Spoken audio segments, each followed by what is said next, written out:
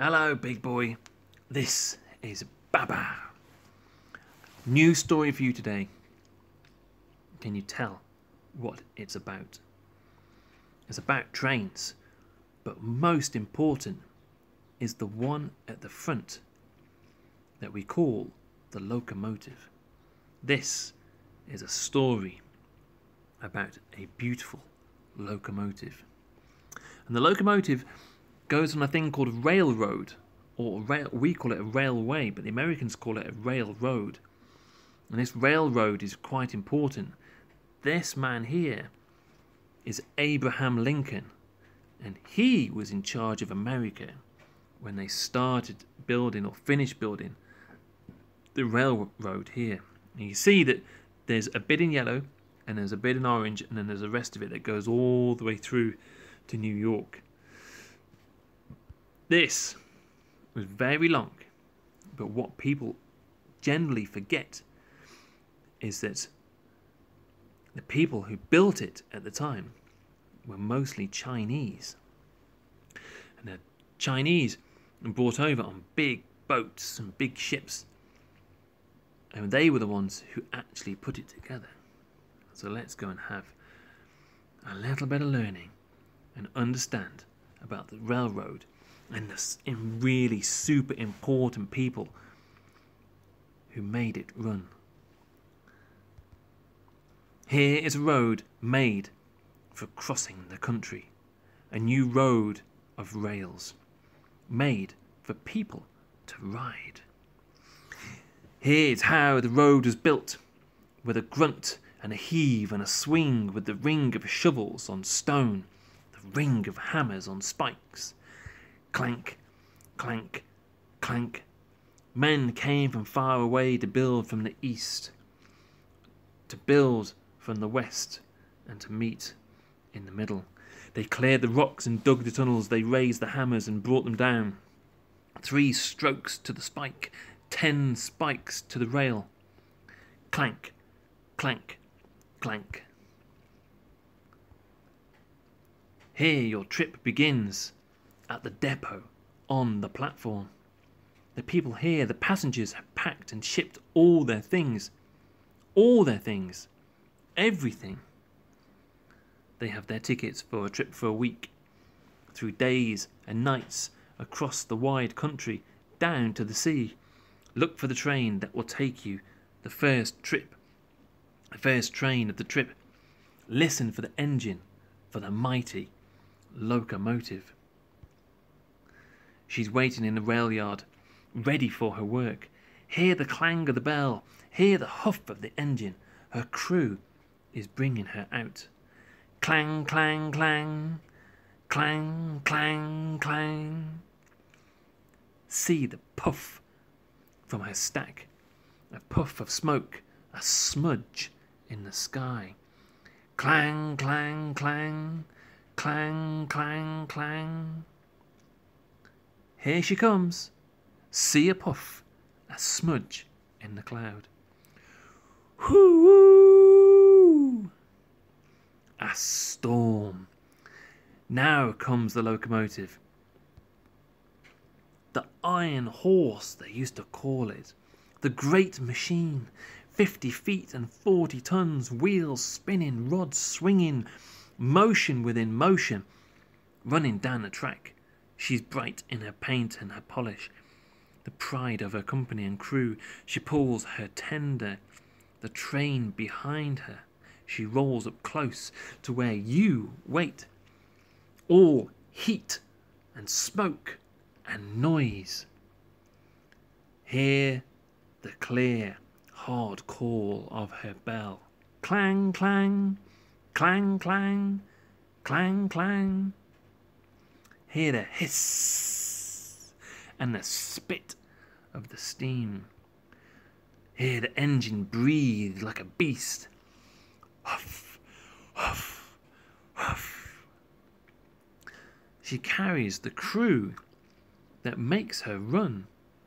The brakeman, the fireman, the engineer, and in charge of them all, the conductor, the captain of the train. He cries, "All aboard!" Step up, step quick, up in the cab.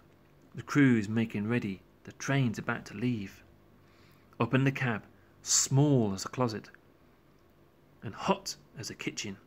It smells of smoke, hot metal, and oil. The firemen keep the engine fed.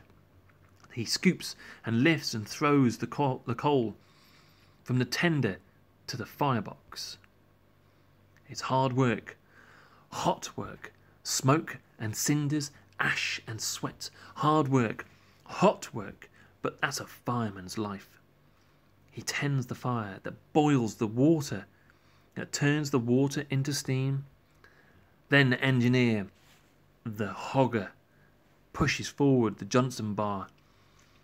He blows the whistle as a warning. Two toots to say the train's about to go. Woo-hoo!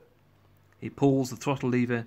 He opens the throttle, not too much, not at first, or the wheels would just spin on the tracks. Easy, easy. He releases the steam. It pushes, pushes, through the pipes it goes to do its work. There's the whistle. Woo-hoo! And throttle lever. It pushes the pistons, which push and pull the rods. The rods, they swing and rise and fall and make the drive wheel turn. As the engine huffs and hisses, the engine bangs and clangs. Metal rolls on metal, and the locomotive moves. It gives the cars a jerk and a tug. It pulls them out of the station. Now, more steam, more steam. Faster, faster, turn the wheels. Faster, faster, breathes the engine. Huff, huff, huff. The train is on its way. Through the cars comes the conductor. "Tickets, please," he cries as he walks down the aisle. "Have them ready, or you're going to have a short trip." Out the windows, the city runs by.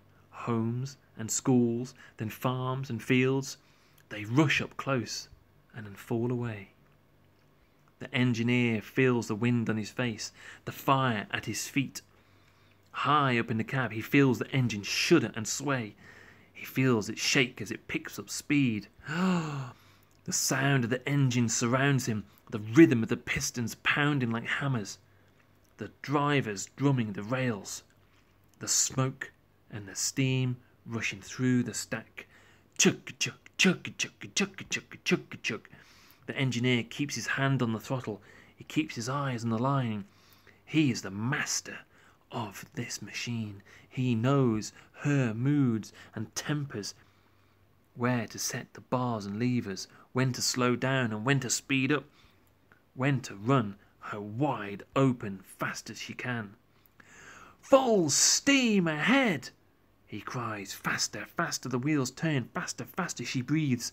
The engine, the country runs by, the cottonwoods and the rivers. Westward, westward runs the train, through the prairies to the great plains, like the savannas to the frontier. The hours and miles roll by. The country opens up, opens wide, empty as an ocean. Smell the grass and the blue stem, hot beneath the sun. Here the bison used to roam by the hundreds, by the millions. Here the Cheyenne lived, and the Pawnee and the Arapaho. Here covered wagons used to crawl, foot by foot, mile by mile, heading into the west. The railroad and the men who built it, they have changed it all. Now there are long steel rails running like new rivers connecting coast to coast. Now the telegraph, the telephone, crosses the country. People with mail and letters and post are travelling by rail. Words are travelling by wire. The world is speeding up. In the rattling, rocking cars, clackety-clack, clackety-clack, clackety-clack. There are neighbours to meet, games to play, songs to sing. And if you're bored, and if you're hungry, there is the butch, a boy who walks the aisle and sells books and maps, magazines, the newspaper, fruits, candy, sweets, soap, not ice cream, tea, coffee, sugar, hash, beans, bacon, and all the cigars you can smoke. There's a stove in one corner for winter trips to keep you warm, and a convenience in the other, a toilet. It's tricky sometimes to use it when the train is rolling and running and lurching. Can you imagine trying to have a wee-wee if the toilet was moving? But do your best as you can. Don't wait for the train to stop. It's rude to use the toilet when the train is at the station. As the train pulls in, it burns through coal, it boils through water, and it soon must stop for more. The engineer slows the engine.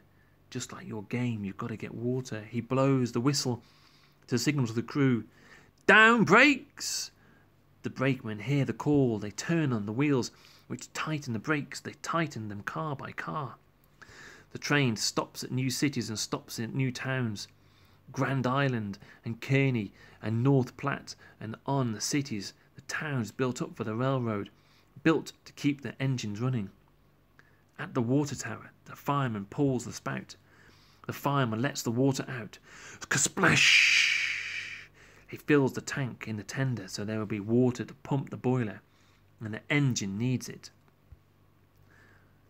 And when the train is stopped, and when it's time for dinner, find the railroad restaurant.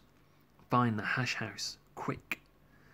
It's $1 for dinner and 20 minutes to eat it. Don't waste time.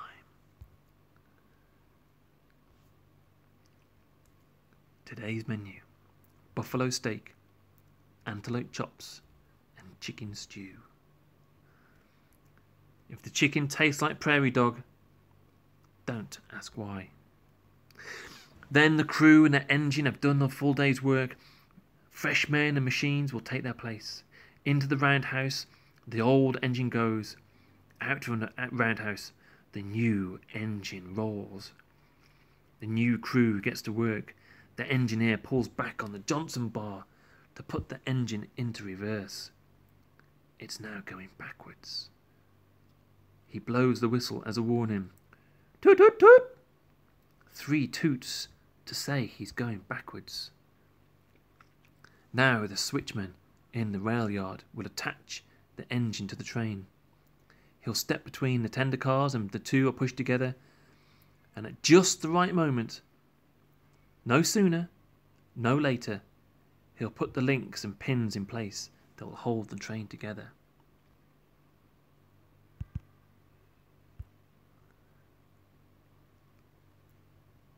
Beautiful. Full steam ahead again, westward, westward. Through the night, the engine runs. Those up late hear the whistle, her wild, lonesome cry. It echoes on far hills and homes. Woo-hoo! Woo-hoo! Right, big boy. I'm going to play the other half tomorrow. Okay? Night-night, big boy. I'll speak to you later. Night-night.